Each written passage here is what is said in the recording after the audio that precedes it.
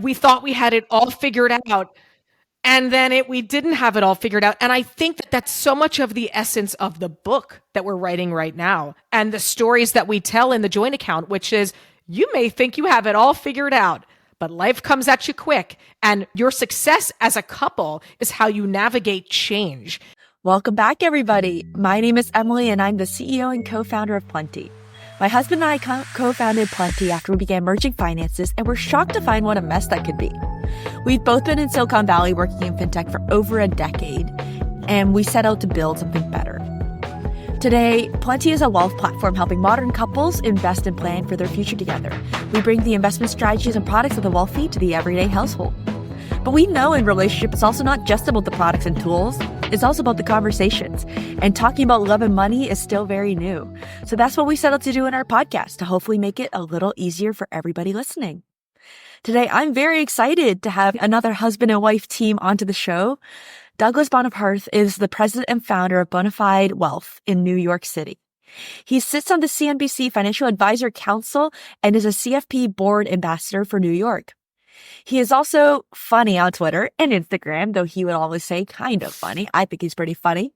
And his lovely wife, Heather, is a writer and recovering corporate attorney who now runs business and legal affairs for the firm.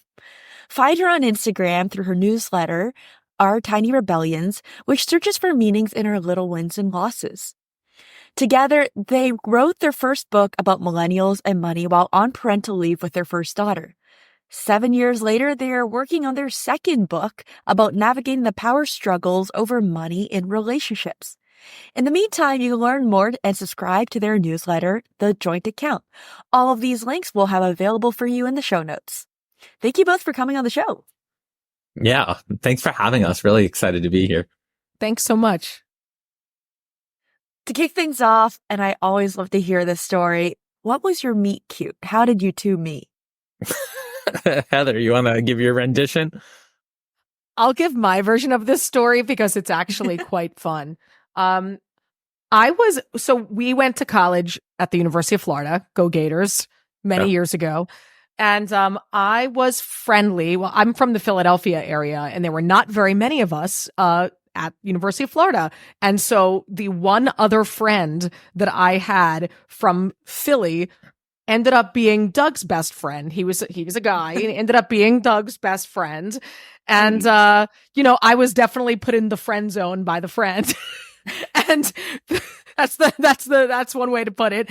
And eventually, but I still hung out with them, and I met Doug, and I said, "Who is this man with the lovely hair? Maybe I could get interested in him instead." So the rest was history. We met in college. Yeah. Yeah, it's pretty accurate accounting of things there. And I remember telling our friend Dan, "Hey, what are you doing over here with this girl?" Because he had a call. Yeah. You don't want any more of that. You don't want any more of that happen. Oh, you don't need any more. I gave the nice version of that story. Yeah. That's not it. And Doug, when you first met Heather, what stood out? Well, I was from South Florida, and let's just say the girl from South New Jersey was very different from what I had experienced and the kind of girl that I was, accustomed to seeing in high school. And she was just unique. She was wearing tie-dye, I think some Birkenstocks, a little crunchy. And yeah, that was appealing to me. I just liked something that was very different, and her personality was really awesome. And it was love at first sight. Truly, it was. I really was attracted to the fact that she was very different, and she was hilarious and funny, and humor is just a big part of my life. So, there was no going back for me at that point. Heather, what about Doug stood up for you apart from the fabulous hair? I mean, it was hair at first sight for me. But then after that, I would say he always has a smile on his face. He did. He was just happy, outgoing, positive, always just fun. And he was just the first person, look, I was not an easy person to love back then. Like, my parents are divorced. I'm an only child. I really had the guard up for a very long time. But this guy, he was relentless. He didn't give up. And I don't just mean in trying to date me, but I mean in showing me how to love, how to be affectionate, how to trust someone, how to kind of like allow yourself to soften up and be happy. And he did that. And he still does. I remember trying to hold your hand in a movie theater once, and you're like, "Get your hand off of me!" Like, public display of affection was just not your forte. He did. When he asked me to be his girlfriend, I said, "I don't think I'm good at being a girlfriend," and but the rest was history. So okay. I guess I did all right. So what won you over ultimately? Do you remember that moment?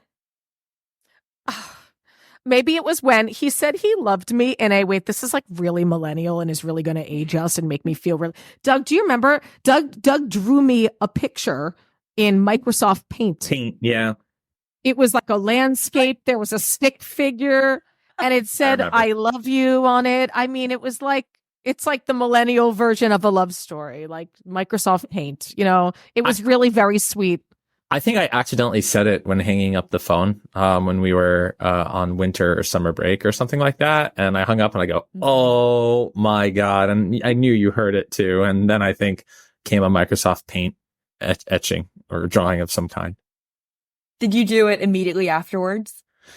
I think so. I think it was within a few days. And I remember calling her back right away. I was like, or she's like, "It's okay. You don't need to say anything else." And then I hung up, and then I think she hung up on me. We were always both in like a little, like, Doug and I never take ourselves very seriously. Yeah. And so like we really allow for not only our full selves to come out, but kind of like we don't get caught up in like mishaps, little snafus or things like that. So we never really did. We've always like set the barrier as like, come as you are. We are who we are, to each other in particular. So it's never been, there's never really been any guard up ever since my guard first came down. And you had to earn it. So you're in Florida. Yeah. So you're in Florida now. It's beautiful. It's warm. And you decide to make your way to New York. What prompted that? Yeah. What prompted that? Law school. I'm from the generation of people that before the recession hit, the narrative was you take your LSAT, you go to the best law school that you get into. That's what you do. And no matter how much money it costs, there's really not much discussion about ROI because you didn't have to. You knew that if you went, you got a good job and that was what it was and it would pay for itself. It's a very responsible decision. So of course, why not go to New York City and be in the center of everything and business and finance and law and really like put myself in the action and it would pay for itself, right? Narrator, it did not pay for itself. So, but that's what happened. That's what brought me to New York. Doug ended up moving up a couple years later. Yeah. Did you ever think in those years, either when you first met or you were in law school, that you would one day work together? No. Not initially. No. Not in law school. But, a lot changed for both of us during the recession and afterwards. And I think in the early stages of my career, as I looked to figure out what my professional identity would be, and Doug basically built his practice around observing me and my peer group struggle and search for identity, in the sense that we were kind of always told that if we just put our head down and did good work, that we'd be able to do everything we wanted to do. And when the promise was not fulfilled, not even nearly, not even close, and I had 6 figures of student loan debt, and wondering to myself, well, what the hell am I doing here? And in this, I'm underpaid and overworked, and this isn't panning out. And he kind of built his practice around trying to invest in people like me before we even could invest in before we could even really invest in ourselves.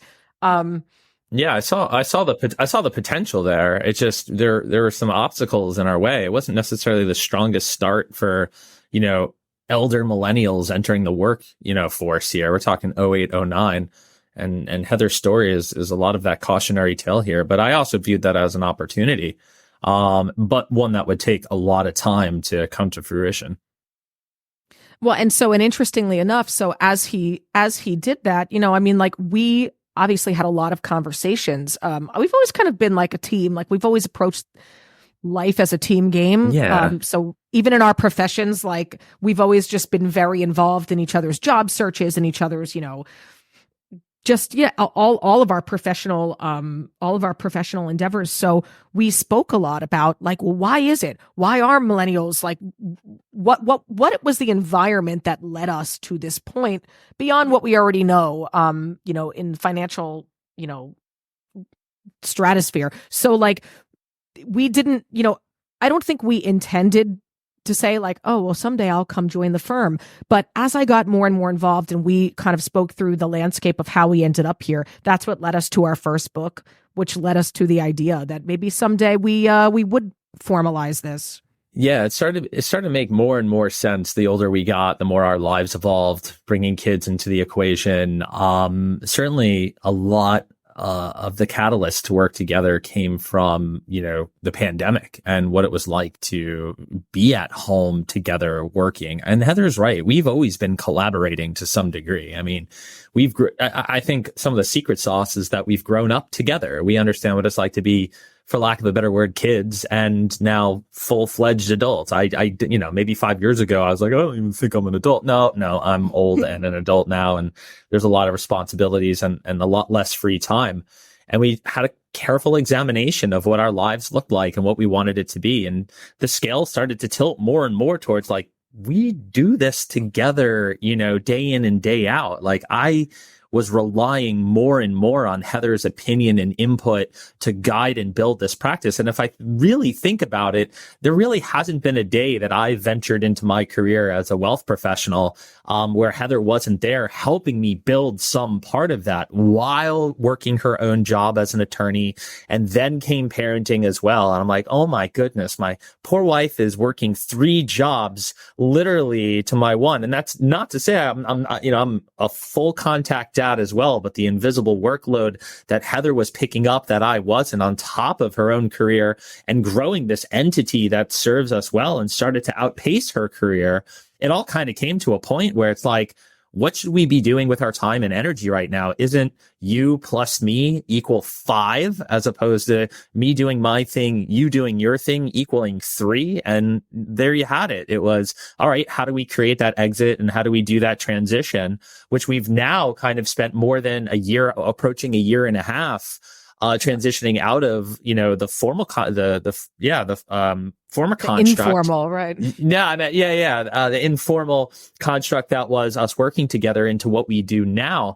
And thank goodness for a year and a half that we had no idea what this would really look like, other than, this idea in our minds. And we're still navigating that. And now it's writing a book together. We've done that before, but not with, 2 young kids running around and all the other stuff we got going on. It's absolutely crazy. And I can't emphasize enough, like, free time go down, like responsibility go up. And as long as that continues to happen, you can equate that to, like, the level of difficulty of the game you're playing.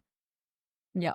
So bring us back into that initial conversation where, Heather, you have 6 figures of student debt. You're building a career as a corporate attorney. You've worked so hard. You've had so many years of school in order to get to this point, and you make the decision to leave that all behind. What was that conversation that the 2 of you had?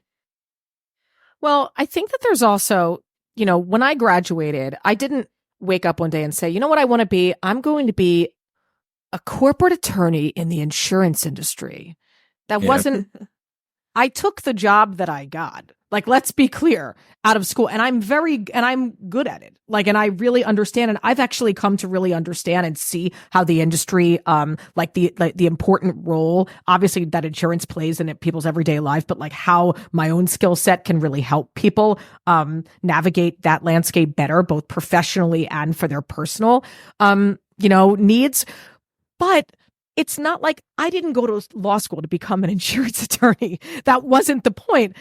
We graduated at a time where, beggars can't be choosers.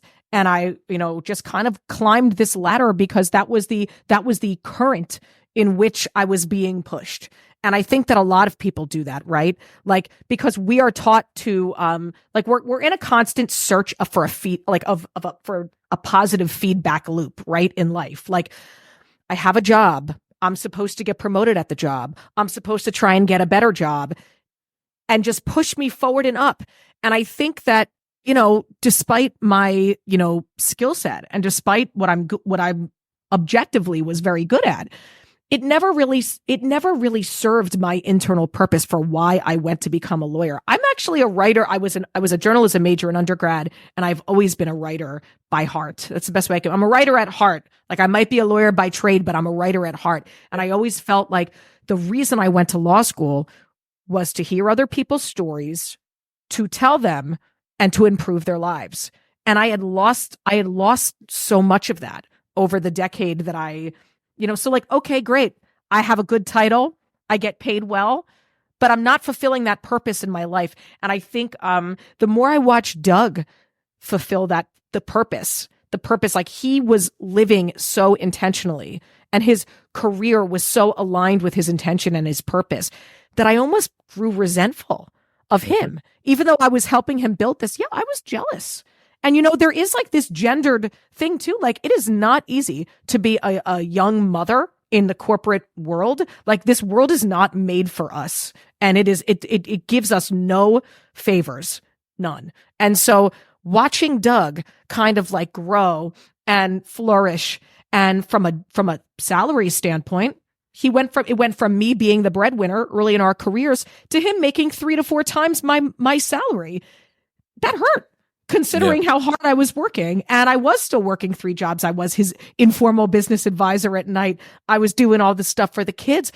And through COVID, we got to a point where I turned to him and I just said, like, enough's enough. We've got 2 choices. I'm either going to like swing for the fences and try and align my purpose with my professional trajectory, like that I'm currently on, which might mean taking some risks, trying to like live a startup life, like look for a new, like that's what that would mean. Or I'm going to come join the firm and we're going to solidify what we're already doing and try and really grow that in the way in which we both see it going. So that was the option he chose. I didn't really, that's all. Heather says it so well. I didn't really take too much time to explore what, her not joining the firm looked like. Like, I didn't really for a moment think like, all right, I wonder what job she's going to apply to, or, what general counsel's office she'll be working at next. To me, it was, this fits so well into our lives together. And I viewed the opportunity for growth to be so far greater than anything that I think she could have approached outside of the business. And again, she's helped me do this. When you're thinking about a business partner, like Emily, this, you work with your spouse, like, there's probably no one else on the face of the planet other than a sibling, right? Or a parent. And that didn't work out for me. On the parent side, working with my brother might be fun. But there's probably no one on this planet that gets who we are and thinks and understands how we think than your spouse. So, it's the business partner I've always wanted. We sure could use an attorney on staff. That was a huge plus. But Heather's legal skills and writing skills, while they're top notch, her business skills are also top notch. And I don't know, it didn't really seem like there was worth any of my time and energy going into thinking about, well, I wonder what the option would be if she took a high powered, corporate job or went to the startup world. I just didn't see that being the fit. And also the family side of things. We love the time, our silver lining over the pandemic was how close and how much time we got to spend with the kids. I didn't want to sacrifice that either. I'm very attached to them, in case you can't tell. So how did things change after you had your first kid? Did that also start to, change some of the dynamics with your relationship with work? Yes. Yes, period. Capital YES. We had our first daughter in New York City, where we were still living at the time. childcare is an impossible puzzle that costs an inordinate amount of money. The cost of childcare is preclusive. I think on a societal level in this country, particularly for women. I don't think there's really any way to quantify the lost opportunity cost for women when they become mothers. And I don't say that in a defeatist way. I say it in a way that, like, I don't think even I could not have predicted the mental toll that having a child would have on me. You're never fully there. Like, you're always a little bit, when they're little. I think that, like, because it's such a fundamental shift, and paid family leave is like not nearly enough in this country. And we often get forced back into our normal routine long before we're actually able to. And also, like, this idea of like what normal is, and like trying to get back to the status quo of business as usual. It took me years to bring my whole self to work, meaning, like, I spent the first couple years of my motherhood journey. I mean, they call it matrescence, this idea of like the full mental evolution of becoming a mother. It took me years to not feel ashamed of bringing that piece of my life to work, because I felt that the only way anybody would really take me as seriously as they did before was to erase my personal life and divorce that from what I was doing in the office. So I think, like, it was a fundamental shift. And I don't think until after after our second child was born, did I fully step into, not only acceptance, but forcing everybody else to accept it too. And saying, I am who I am. Like, I'm not going to make excuses, but I'm also not going to hide my life. Like, I'm a mother, I'm an attorney, I'm both. If that doesn't work for you, and these are the expectations I have of you and your ability to support me as an employer, and here's what I'll give you in return. It's a two-way street. But I think when you're young, you don't realize that. And it's a really hard thing to, like, step into that confidence in yourself to say, like, this is a deal breaker for me. My kids are number one, and this will never top whatever I need to give them.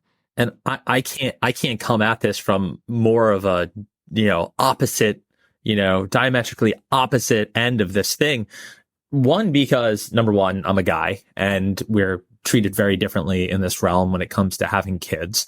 There are general roles and norms that aren't particularly great, and Heather can highlight all of them as she kind of just touched on them a second ago. And two, by virtue of what I do, right? There's no corporate structure in which I, am fitting into. I am the entire structure. And most importantly, the business that I'm in, having kids and being an adult and now being able to relate to clients who also have kids. And I mean, this is a supercharging effect to what it is I do for a living. There's been studies on that where they that have said that, like, for men, when men have children, it works out for them. It actually makes them appear more trustworthy. I'll never forget. I'll never forget sitting down with an older colleague of mine with older kids at that point, somewhat of a mentor. And we're having lunch, and he looks me in the eye and he says, "You having a kid will be the absolute best thing that's ever happened to you in your career." And I'll never forget that. He was 110% right.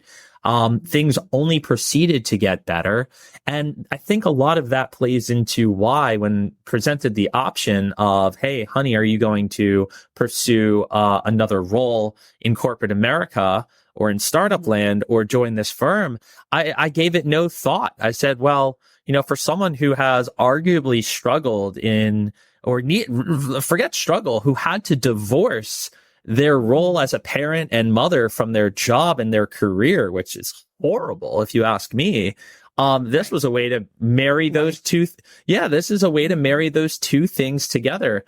And in the early days of working together, I can tell you one of Heather's biggest fears was, great, now people, put quotes around, people are going to think I'm a stay-at-home mom now. And I'm like, who are these people, and why should we care about them? But it's, the feeling is real. And I don't mean to, Heather, I know you're going to want to chime in on that, but for me, it's like, hey, I can tell you this. The only thing I can relate to that is, or in my early days, there's Doug and his cute little business as a dime a dozen financial advisor. He's a joke. He's a clown, whatever. Like, that's not going to be real. And I would have to tell Heather, like, we're no longer, the thing you're going to have to adapt to here is that there's no real short games to play. Right? There's no, oh, cool, I did well in this mediation, or, Emily knows in building a business. It's like this is not a short game. Yeah. I'm like, Heather, we're going to do this thing. Let me know about your wins, or one win in 5 years, like 5 years from now. And she was saying, like, where's the wins? And we were like 6 months into working together. I'm like, oh, honey, that's like half a decade from now with what we're building. Right. I think the feedback loop is much longer. Right? Yeah. When you're working for yourself and you're building something, the feedback loop is just very different than when you're in a corporate structure. And then you look back every so often and you then have this moment where you get to think, wow, we dreamed this into existence. And it was just an idea at one point. Correct. Exactly. Correct. Those vibes, if you will, are just little hints and whiffs of them are just starting to show up every now and then in what we're doing together. And I see Heather starting to really cherish, those moments when they happen. They might not be as big as they will be, but, it's always incremental. We read a great post from a mutual friend of ours who touched on how, if you can't handle being lonely, you're not going to be as successful as you think. Or if you're trying to be very successful, get very comfortable with being lonely. And one lesson I would tell anyone building, and Emily, this too, is it is extraordinarily lonely out there. I mean, I'm talking, over a decade of really going at this by myself. And at least a year ago when Heather joined, I can finally say, good, I have someone here to join me in this void of loneliness.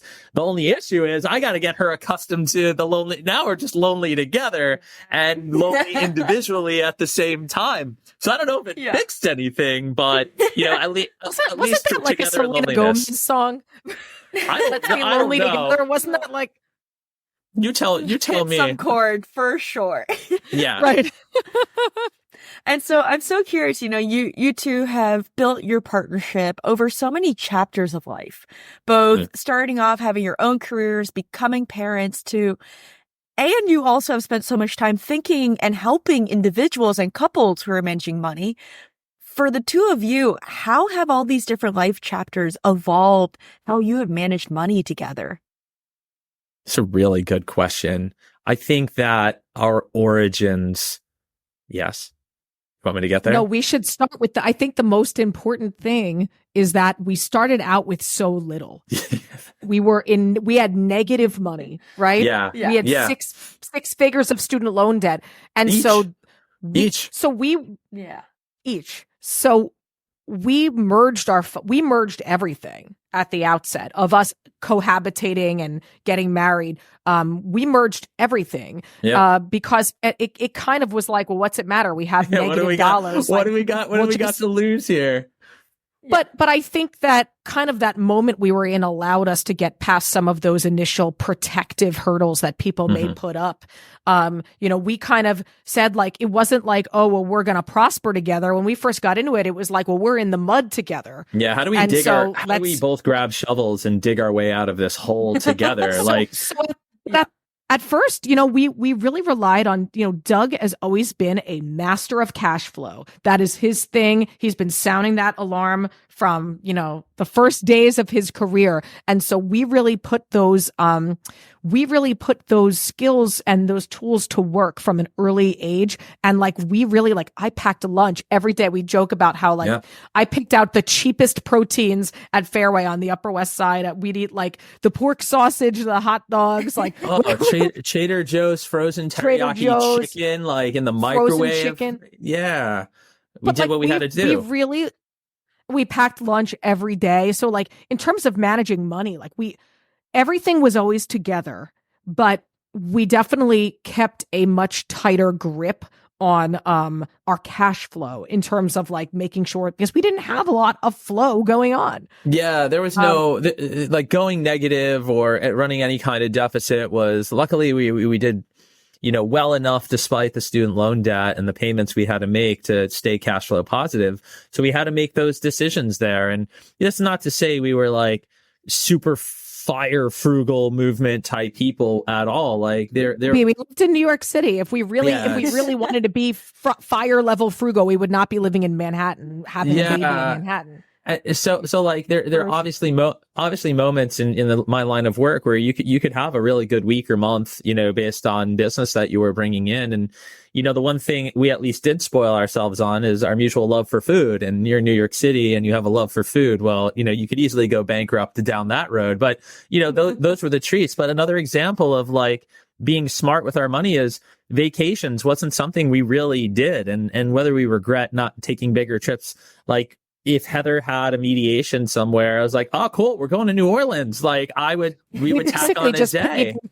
Yeah, we traveled a lot, but we traveled on the backs of both of our business trips, so that we were really not spending a lot of money. We always found a way to still live like a very rich life, even though rich in experiences, not like luxury. But her dad lives down by the beach in the South Jersey Shore. We could always jump on a bus from Port Authority to Atlantic City just to get, to Margate, and you could get down there for $20 and spend a week at the beach and, not really have to go too far out of pocket. Those were the types of decisions we would need to make. But in terms of how that evolved over time, I think what's very interesting, and this is a lot of what we talk about in the book, is that I started out as the breadwinner. Doug was able to take risks in his career because of the team approach that we had. The reason that I actually went corporate and left private firm practice was because we were then looking for something that was stable enough. I took a little bit of a pay cut to go in-house from what I was doing at a private firm, but it was so unsustainable, my life. I was miserable. When I went in-house on the corporate side of things, it gave me an opportunity to have this stable job, benefits. We knew I always would say this, for better or worse, that I could have sat in the chair for 2 decades. Wow. And my job, and it would have been stable. I would have still had the job. And I always knew that. And that gave Doug the confidence to take risks, to build his practice, to say no to things that he didn't feel comfortable with. Then eventually, me carrying the household kind of flipped, and it took one cycle, like you said. Like, what are the cycles? Like, it took a cycle, and it definitely changed. I will say, after having kids, between Doug's practice taking off, my career kind of like stalling around the time of having children, the power dynamic in our relationship definitely shifted. In a way that I wasn't comfortable with. Way too much in the other direction. And again, it took the pandemic to really, see that was such a catalyst. But I think what was really interesting, and I get back to like managing our money, Doug was thrilled. Why wouldn't he be? We had the safety of my corporate security net. We were like bringing in good money during COVID. Yeah. We were spending nothing. We already owned a home out in the suburb, and we both had successful jobs and legitimate incomes coming in. Yeah, and all that student loan debt got refinanced during a zero interest rate environment. Sorry to cut you off there. Yeah. No, but this is an important point to this narrative of like where we were, was that I think in the revelry of Doug feeling like he could do whatever he felt like, Teflon, whatever, like he was like, great. Me feeling like, all right, well, whatever, in all of this, and in doing well financially during that time frame, even though like things didn't feel good to me up here, but on the ledger, they looked really good. In doing that, we also stopped actively talking about our money in a way that we should have been doing it. Because I think that sometimes people, and I know Doug sees this with clients too, you say, well, things are going well. We don't have to have these detailed conversations anymore because I know what we have is more than enough. Like we're saving a lot of money every month. Whatever we have is more than enough. Yeah, the money's going into the retirement accounts and the kids' college accounts, and we can do whatever we want to do. And, so why worry? Well, let's be a little bit more relaxed around that. And, it's almost like That's a cardinal. slippery slope. Yeah, it's almost a cardinal sin. I think, and it started to deviate from advice that I give my clients, is that in the good times, we prepare for the bad times. And if not to be, people are like, oh man, what a Debbie Downer there. Trust me, I am not being, a Dougie Downer, if you will. I am making sure that the enjoyment and fulfillment you're having in the good times is able to be sustained and guarded, during bad times. So, I wouldn't say we took our eye off the ball. I would just say our collaboration when it came to money management, was downgraded from the times in which we really needed to watch ourselves and the decisions we made with a lot more scrutiny. And in working together and making that decision, I remember telling Heather, like, oh, this is a great opportunity to get another set of eyes on the books. I for a moment got excited to be like, I can now show you and teach you things that, were never your responsibility because you were being a successful attorney. You weren't running this practice. And then I realized, like, oh my goodness gracious, like, it was revealing to how much not only did I need to impart, but how far we got away from where we had once been. And now we take now the pendulum swings the other way to where, Heather will be like, Doug, when are we sitting down to go over the financial plan I know you've been working on? We have our money, we have our regular money meetings on a quarterly basis, inclusive of our, annual State of the Union or State of the Marriage address that we did start that years ago, before it was cool. The State of the Marriage address. Well, at the time, now it's,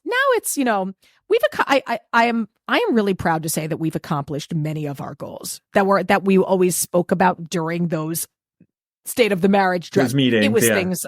It was things like, are we going to buy a house? Are we going to stay in the city? Like, what type of travel do we want to do? Are we going to have children? When?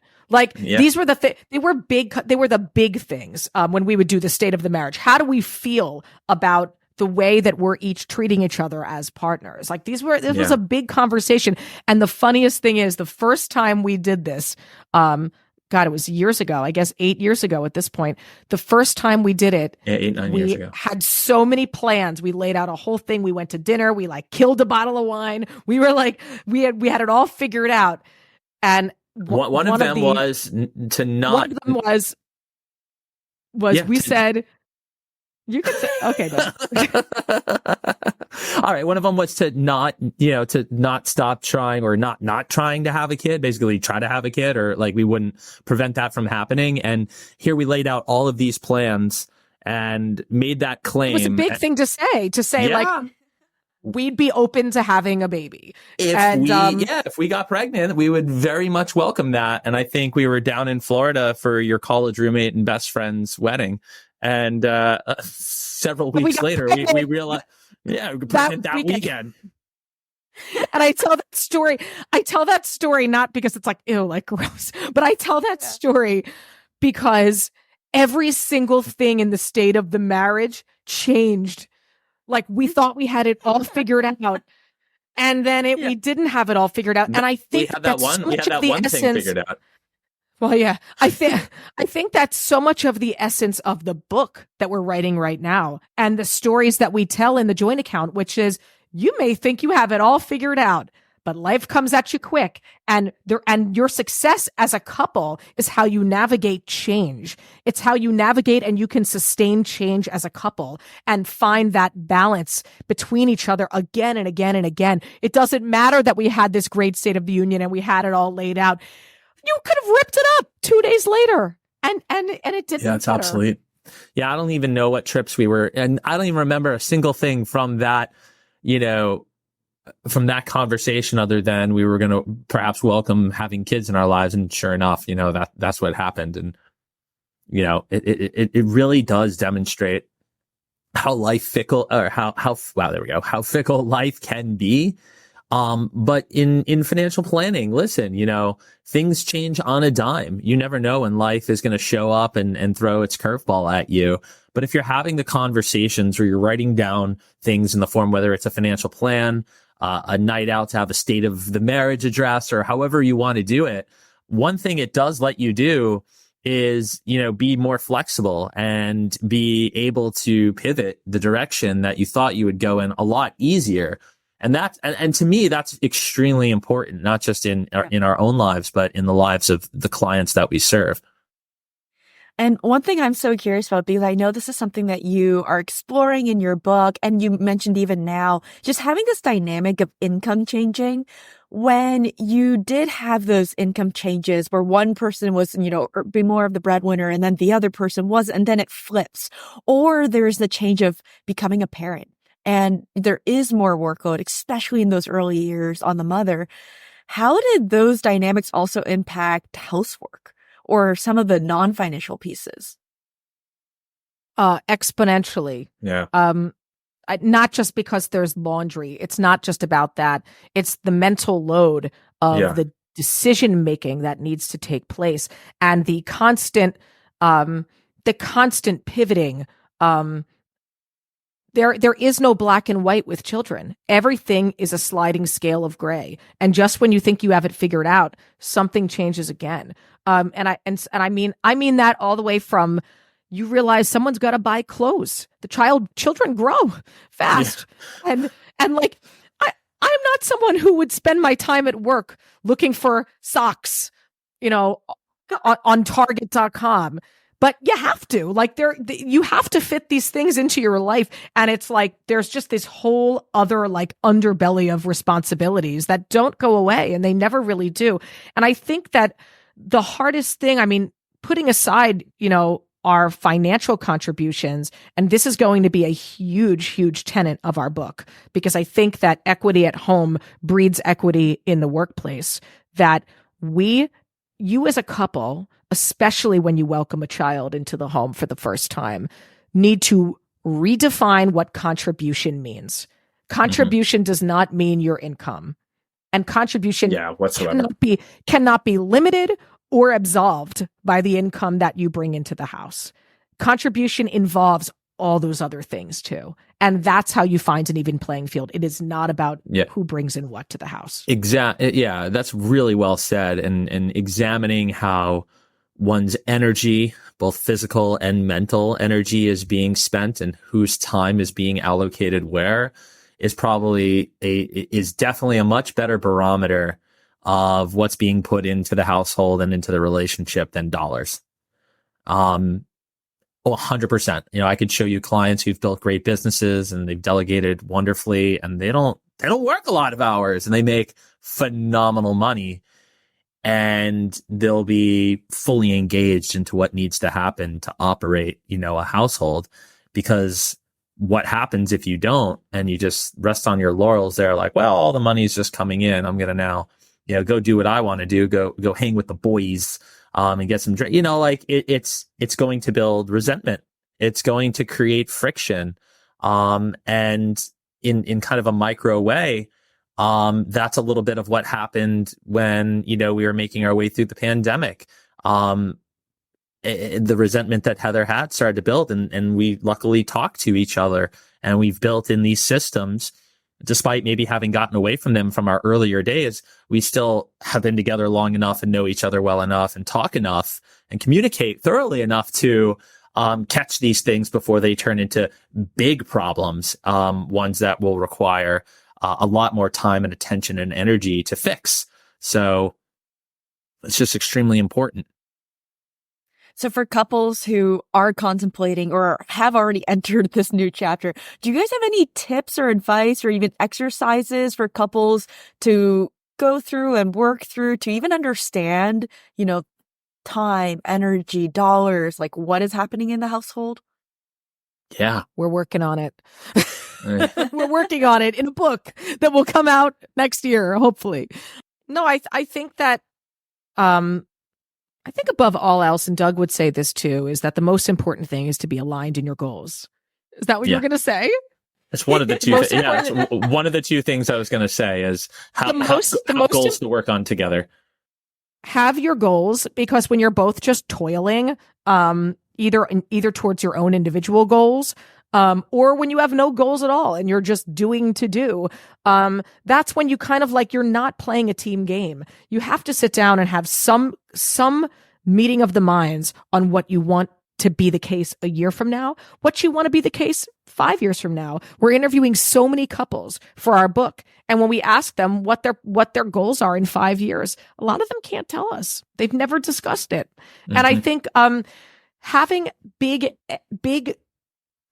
and they don't have to be big goals, but having like the big picture view and always keeping that in mind when you're setting up your day-to-day strategies is going to help you compromise too, because you can always level set and come back to that idea of like, well, look, maybe spending was a little higher this month than we would have liked.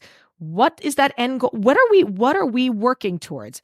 This is what we're working towards. So if that's the case, it helps people be a little more malleable in their day-to-day decisions and behaviors when we know that we're kind of like working towards the same thing. And communication is is the biggest piece of that for sure. You stole my number. You stole my number 2. For what we found that in our research,